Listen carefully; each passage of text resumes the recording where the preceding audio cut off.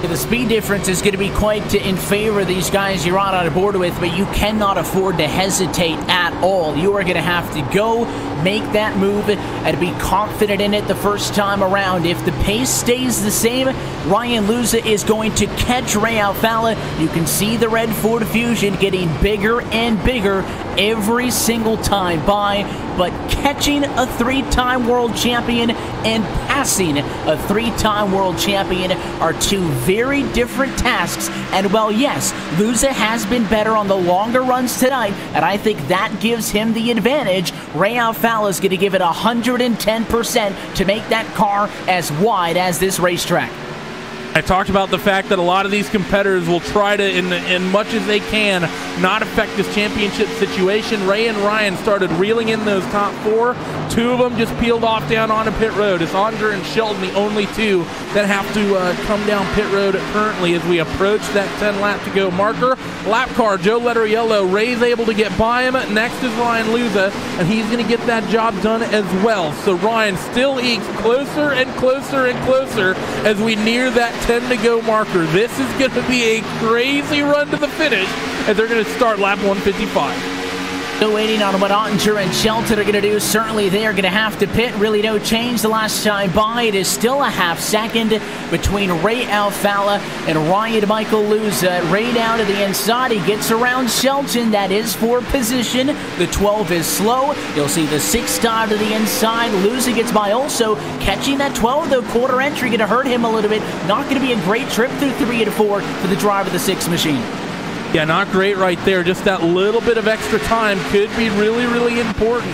As these guys head down the front straightaway, that's going to give Ray maybe the time that he needs. Lap 156 of 167 currently getting logged, and the gap is about half a second. 0.54 is what it was as he, excuse me, let's take that back. It was roughly half a second last time through. As the 05 and Nick Ottinger, he's going to peel off onto pit road. He will not be a concern, and it is all clear track in front of the 6 and the 2 from here. Watch the 05. He's going to overshoot the pit road entry, and Nick Ottinger is going to catch that car, but he nearly came up and onto the racetrack, and that would have been a big issue for some of the cars at speed. For the play for the race win, and that gamble not going to pay off as Ottinger is forced down to pit road. We can have a playoff format. We can give you the ingredients for a battle for the win in the championship, and sometimes it just doesn't work out. It's not in the cards. That is not the case tonight from Homestead Miami Speedway. What you are looking at is a battle for the race win and a battle for the 2018 championship with just 10 laps left to go. Saw the last 2 laps before the previous one, Ray had actually opened up the gap. Last lap, 0.074. The lap after that, 0.06. So about a 10th and a half is what Luza was able to reel in.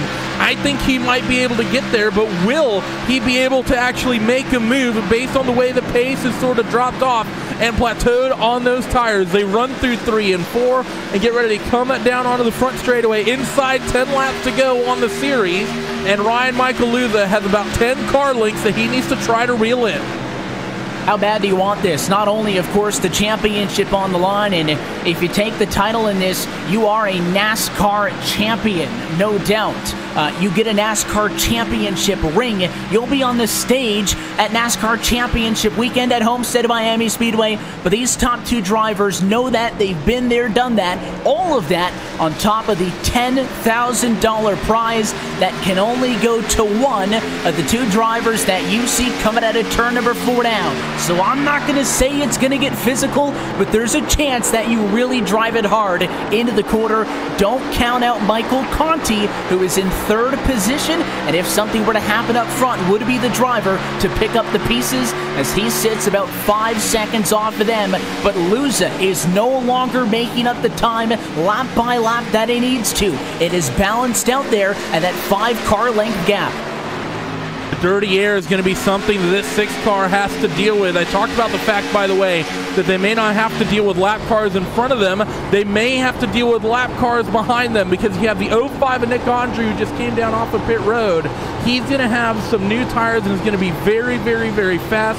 You also have Corey Vincent behind, who's in a similar situation. So those 2, they may get involved in this fight, as it's going to be 6 laps to go when they get to the line. And the 6 machine closed a little bit there. You saw he ran higher on the racetrack down at 1 and 2, and he is now lower than Alfala at this end of the racetrack in quarters 3 and 4. Lap time for the 2 car, a 32.463. It was a 32.399 for Luza. He's made up a 10th the last 2 times around, and he is trying to wind that car up on the outside of the racetrack. As this tie by, they will look for 5 laps to go, and there are 3 faster lapped cars behind him. Do those drivers dare step near, or do they hang back? Aluza the closest he's been now in 30 laps. To come off of turn 4 as we get ready to get that signal of 5 laps to go. Ryan Luza was close. He didn't get a great run off of turn 4 though, but he sends it into 1 and 2 all the way down to the white line. The 6 is trying everything he can on those slightly new tires, just trying to find any clean air. He's going to lose a little ground as he nearly finds the wall off of 2. That's going to give Ray about half a car length down into turns number 3 and 4. And now another important point of this race comes, Evan, because if we get a caution, the race will be over, and it will be whoever leads will win the championship. It is that point to no return. There is no overtime in a NASCAR Peak Antifreeze iRacing series. We either race to the checkered or a yellow flag is going to end this one. Ryan Luza way up the hill, going to look for the big run coming out of quarter 2 and so tight to the outside wall, but he gets the speed that he was looking for. 2.5 car lengths now down into quarter number 3, but we have seen these fights go side by side for so many laps. Luza's got to get to him before he can worry about passing him. 3 more laps to go from Homestead. Well, they won't have to deal with Nick Ottinger as he lifts out of the throttle and lets Corey Vincent as well as Chris Overland through. I don't think those lap cars in the background are going to be a factor. They're just going to sit there and do their own thing. They came off turn 2 right now, down the back straightaway, advantage to the 2 of Ray Alfala still. Ryan Luza will reel in a couple of car lengths still on the entry into 3 and 4, so Ray still has the advantage off. Ryan has the advantage on, so if the 6 car can find some way to pull alongside onto Ray Alfala, I don't think there's any way Ray will be able to hold him off until the exit of the corner.